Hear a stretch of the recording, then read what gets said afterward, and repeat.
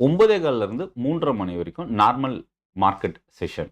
But ஆனா இந்த 9:15க்கு முன்னாடி இருக்கிற 15 நிமிஷம் ப்ரீ மார்க்கெட். இந்த ப்ரீ மார்க்கெட்னா என்ன? இதுல என்னென்ன பிளஸ் அண்ட் மைனஸ் இருக்கு? இத பத்தி தான் இந்த வீடியோல பார்க்க போறோம். 9லேருந்து 9:08 வரைக்கும் ஆர்டர் பஞ்ச் பண்ணலாம். Retail trader, large investor, black deal, bike deal இந்த மாதிரி நெறைய விஷயங்கள் நம்ம இந்த ப்ரீ மார்க்கெட்ல பார்க்கலாம். 9:08லேருந்து 9:12 வரைக்கும் ஆர்டர் மேட்ச் ஆகும். அதில் நடக்கிற ட்ரேடோட ஆவரேஜ் பிரைஸை வச்சு தான் 9:15க்கு ஓப்பனிங் பிரைஸ் செட் ஆகும். ஸோ இது வந்து பார்த்தீங்கன்னா மார்க்கெட் வாலட்டிலிட்டியை குறைக்கிறதுக்கான ஒரு ஸ்டெப்பாக ப்ரீ மார்க்கெட் பார்க்கலாம்.